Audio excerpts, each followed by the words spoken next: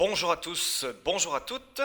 Nous allons voir aujourd'hui plus en détail les bins et les métadonnées, donc plus en détail l'importation de rush ainsi que votre dérushage. Votre dérushage donc qui vous permet de classer votre matière vidéo. J'ai ici quelques plans qui sont tournés à Madère.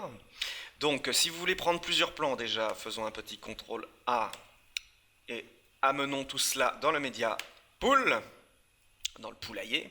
Voilà, je vais changer les réglages de projet. Voilà, vous vous retrouvez ici avec ce qui s'appelle un master bin. Regardez ici, master. Donc maintenant déjà, une des méthodes les plus faciles et les plus élémentaires pour classer votre matière, c'est bien entendu de classer tout cela dans des dossiers. Donc pour ça, vous allez faire clic droit ici. Vous voyez, vous avez une zone ici du media pool que vous pouvez masquer.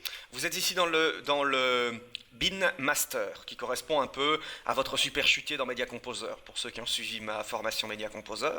Donc nous allons faire add bin. Clic droit, add bin. Voilà. Nous allons appeler ce premier bin montagne par exemple. Voilà. Et donc nous allons reprendre notre master dans lequel se trouve l'essentiel de nos rushs. Et nous allons prendre les rushs qui sont dans quelques rushs qui sont dans les montagnes. Par exemple ici. Voilà, alors, vous entendez que j'ai un petit problème de son, d'accélération. C'est normal. C'est normal, il ne faut pas vous inquiéter. J'aborderai ça dans les clip attributes. Pas de problème, vous verrez ça après. Si vous avez le même problème, il ne faut pas vous inquiéter.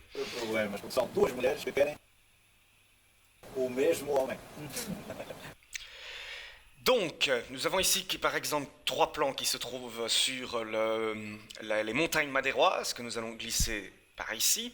On pourrait faire un deuxième bin qui s'appellerait lui par contre plage par exemple. Et nous allons glisser quelques rushs venant de... Voilà par exemple ici.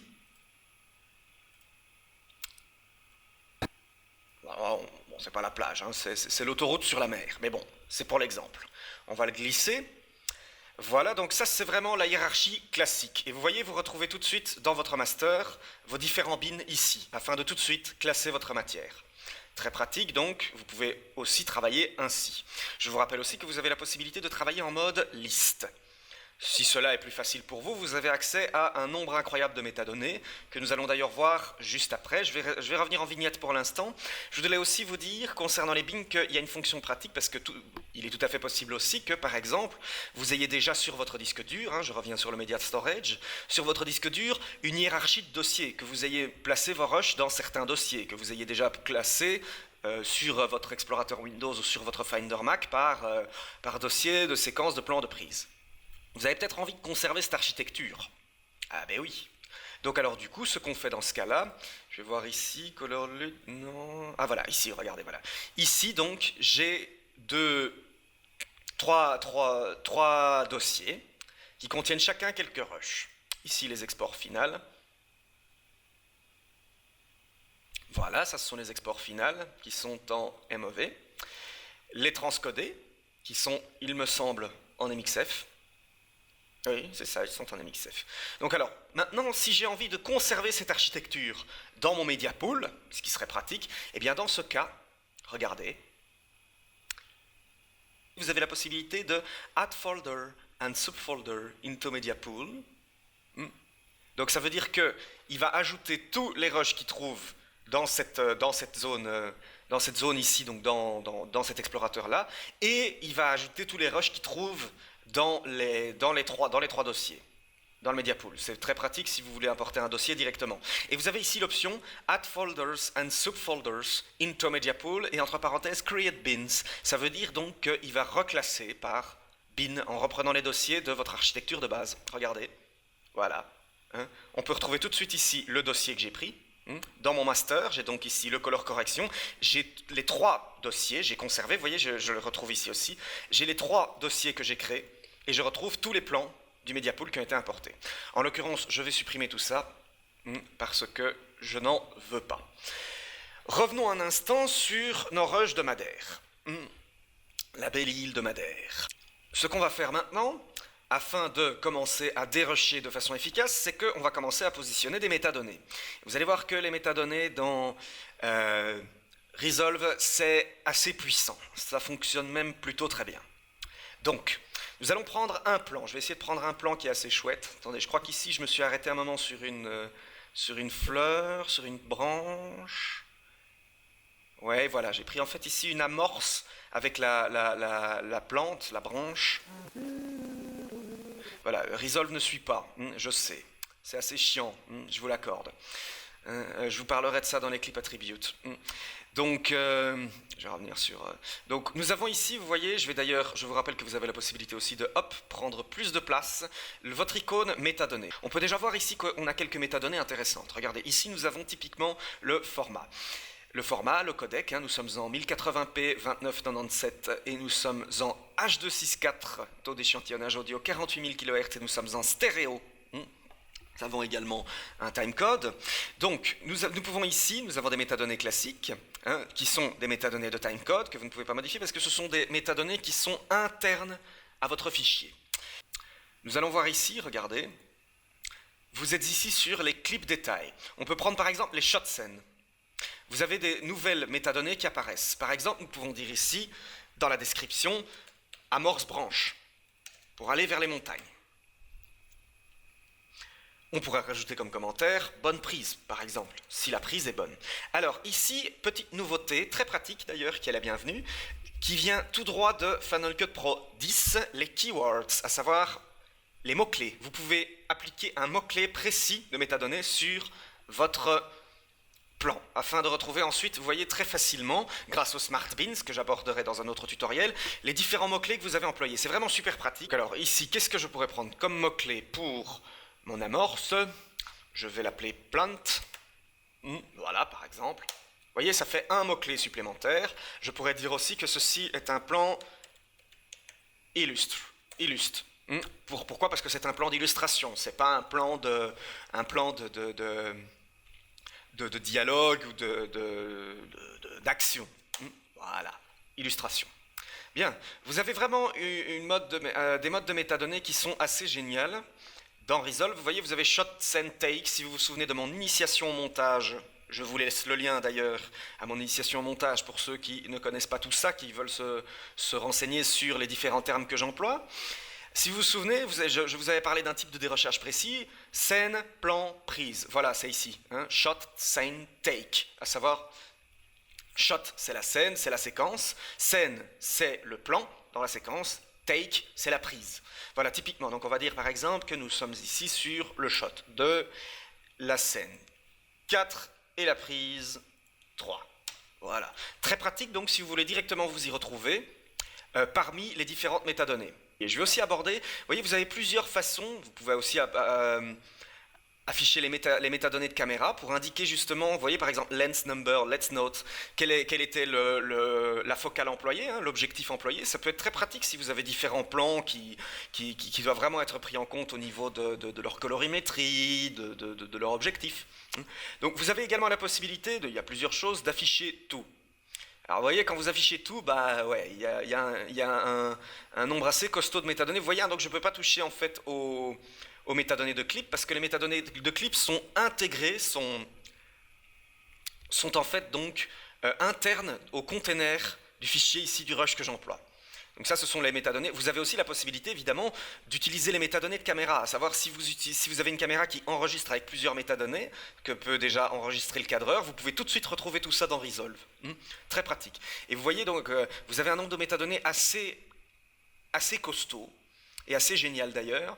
Donc je ne vais pas tout aborder ici, on a vraiment tellement de choses qu'on pourrait aborder qui sont, je crois qu'à mon avis, il n'y a jamais une seule production qui a utilisé toutes les métadonnées pour son dérochage. Je voudrais juste aussi vous attirer l'attention en fait sur deux choses que je trouve très pratiques parce que j'aime beaucoup me repérer par rapport aux couleurs, les clip color et les flags.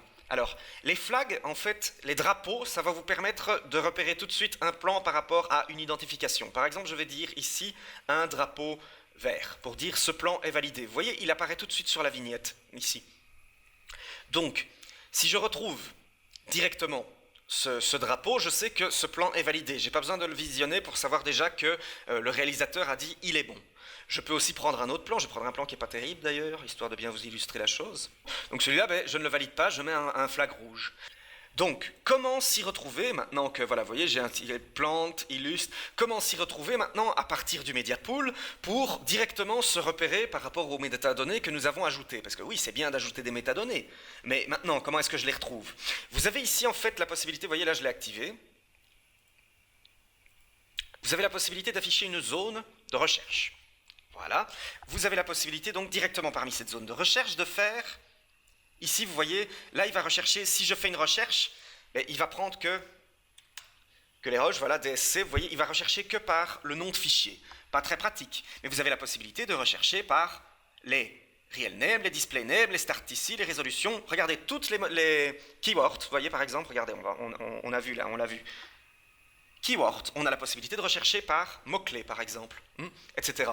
Et on peut chercher aussi par all field. Donc, si maintenant je fais illustre, regardez, voilà, je retrouve mon plan, vous voyez, flag green. Vous voyez, j'ai retrouvé mon drapeau, mon drapeau, et mon clip color vert, vous voyez, je les ai tous retrouvés en recherchant la couleur, green.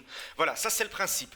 Bon, alors évidemment, pour un dérochage efficace, en vignette, c'est pas toujours pratique. C'est également très pratique de pouvoir voir directement ces métadonnées, c'est pour ça que l'affichage liste prend tout son sens. Et l'affichage liste, vous pouvez le personnaliser. Regardez. On peut déjà ici afficher toutes les métadonnées de clip. Vous avez également plusieurs informations à savoir où se trouve le rush en question.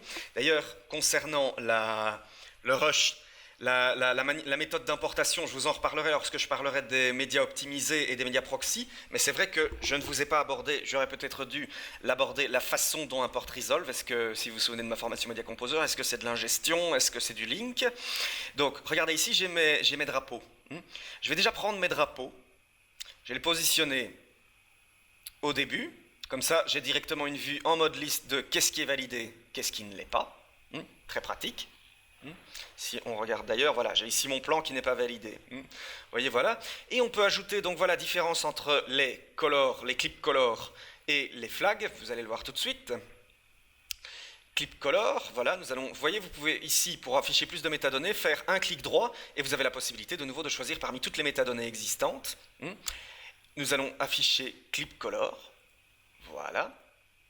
Normalement, si je ne me trompe pas, elle est apparue au bout. Voilà, clip color. Et ici, votre clip color s'affiche. C'est une méthode, en fait, c'est une autre façon d'afficher qui, elle, est juste une couleur de clip qui ne va pas s'afficher dans le montage. En fait, si vous comprenez ce que je veux dire. Ça ne va pas s'afficher dans votre timeline, vous verrez que les flags, si. Eux s'affichent dans le montage, on verra ça dans la partie edit. C'est une façon, en fait, de différencier vos clips. Moi, personnellement, j'aime beaucoup me repérer. Par exemple, les flags pour dire qu'est-ce qui est validé, qu'est-ce qui ne l'est pas, et les clip color pour dire, par exemple, qu'est-ce qui vient de la caméra X, qu'est-ce qui vient de la caméra Y, par exemple. Ça peut être très pratique. Donc voilà, il y a vraiment un milliard de façons de dérocher. Et donc toujours ici, même chose. Vous pouvez directement rechercher par métadonnées ou par mots-clés. Les mots-clés, c'est quelque chose que je trouve vraiment, vraiment pratique. C'est bienvenu que Blackmagic ait copié. Il y a juste une petite chose, je trouve, qui manque. C'est, comparé à Final Cut Pro 10, c'est qu'on ne peut pas utiliser des métadonnées en fait, sur une partie de plan. Parce que je trouve qu'il y a une des fonctions les plus pratiques dans FCP 10 concernant le dérochage. Vous pouvez créer directement vos sous-plans. Bon, c'est possible. Hein. Je vais déjà d'ailleurs vous le montrer. Il suffit en fait de prendre une partie, in, out, et en fait de faire ici create subclip. Voilà, vous pouvez directement faire votre subclip et là ajouter en fait votre keyword. Donc, je ne sais pas, on va l'appeler street. Voilà. Et donc là, à ce moment-là, vous pourrez retrouver directement votre subclip avec donc la métadonnée qui n'est affichée que sur le subclip. Donc créer un subclip, c'est créer un sous-plan. Vous prenez un in-out et vous créez... ensuite, le sous-plan que vous avez créé ne contient que la zone que vous avez sélectionnée de base, si vous avez bien compris. Voilà, donc, et là vous pouvez utiliser les métadonnées seulement sur ce plan. Mais c'est plus facile dans FCP10 quand vous pouvez directement sélectionner par plage et que vous pouvez directement placer des mots-clés. Ça, c'est quand même une des forces majeures du petit logiciel d'Apple. Donc voilà. Alors voilà, donc tout ça c'était, vous voyez, hein, il y a vraiment beaucoup de manières de dérusher, et il y a beaucoup d'options, donc c'est à vous de voir en fonction de qu'est-ce qui est le plus facile pour vous, hein. Bon, alors après maintenant, ce que vous avez peut-être envie de faire aussi, c'est peut-être quand vous dérushez, quand vous ajoutez des mots, quand vous ajoutez des informations, c'est peut-être que automatiquement pouvoir retrouver vos, vos rushs indiqués par les métadonnées. Donc vous comprenez ce que je veux dire? Retrouvez immédiatement tous les rushs qui possèdent cette métadonnée, etc. Ah, c'est tout à fait possible, hein, vous inquiétez pas. Mais ce sera pour le prochain tuto. Parce que je crois qu'ici, je crois que ça suffit pour aujourd'hui. Merci.